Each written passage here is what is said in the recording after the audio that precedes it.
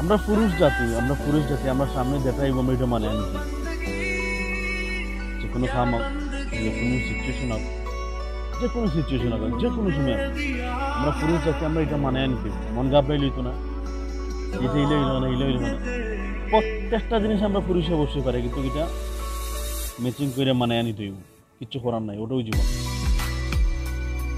আমি যেদিন জেদ্দা শহর থেকে বাসে উঠি রিয়াদ শহর, এত বাদ লাগছে আমার।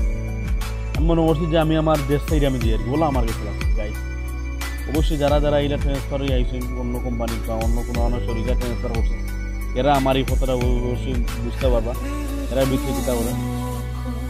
আমার ভিতরে আমি মনে করছি আমি গাড়ি উঠতাম না আমার লাগছে, খুবই কষ্ট লাগছে। এরপরেও ভিতরে হবো কষ্ট আছে, হবো ভিতরে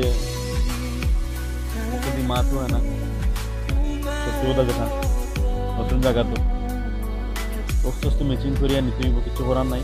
কাজ কামও লাগে গেলে ডিউটি পাইলে সবটা ঠিক হয়ে যাব। আর পারমানেন্টলি অবশ্যই ভিডিও পাইবা, ভিডিও বানাইম।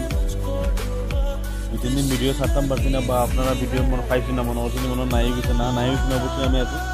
কিছু এটা সিচুয়েশন উল্টা পাল্টা হয়ে গেছিল, অত অবশ্যই ঠিক হইব। ঠিক হইলে আপনার আগের